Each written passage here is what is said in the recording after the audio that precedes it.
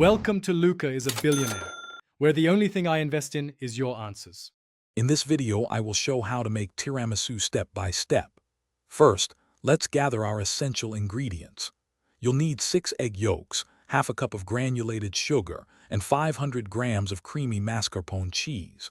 Don't forget 2 cups of strong, cooled espresso, and a splash of rum or marsala wine for that authentic flavor. Finally, have around 24 ladyfingers ready for layering in your 9 by 13 inch dish. Now let's prepare the key components. First, whisk your egg yolks and sugar together over a double boiler until the mixture becomes light, thick, and pale yellow. Remove it from the heat and let it cool completely. Once cooled, gently fold in the mascarpone cheese until you have a smooth, luxurious cream.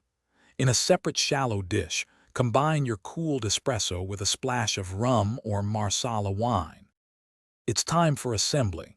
Quickly dip each ladyfinger into the coffee and liqueur mixture, being careful not to oversaturate them, as they can become soggy. Arrange a single layer of these soaked ladyfingers at the bottom of your serving dish. Next, spread half of your rich mascarpone cream evenly over this first layer of ladyfingers. Repeat these layers, finishing with the remaining mascarpone cream on top. Almost there.